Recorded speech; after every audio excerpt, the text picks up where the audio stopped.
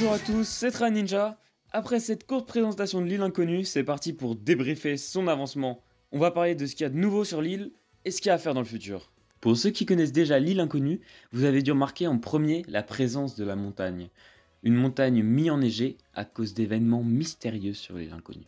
Ensuite, je suis allé pas mal au Lego Store ces derniers temps, donc j'en ai profité pour prendre plein de pièces d'eau. Et très récemment, il y a environ un mois, j'ai pris des pièces pour faire l'écume. Et ça se voit, et franchement, j'en suis très content puisque ça rend plutôt bien, je trouve. Ensuite, j'ai travaillé les côtes, les reliefs dans certains endroits, et j'ai terraformé pas mal d'endroits. Maintenant qu'on a présenté l'île inconnue, les nouveaux éléments, et l'île inconnue en général, je pense qu'il serait temps de parler des futurs ajouts pour ce MOC. Déjà, sur la plage, à côté du crocodile, j'aimerais créer une vraie épave de bateau. Un bateau qui se serait échoué suite aux tempêtes de l'île inconnue. Ensuite, comme dans la série, j'aimerais faire des grands pics de pierre sortant de l'eau. De plus, pour repartir sur la montagne, il faudrait rajouter pas mal de relief autour pour que le paysage soit quand même cohérent. Ensuite, sur cette partie verte et cette partie grise toute plate, ne vous inquiétez pas, c'est en pleine construction.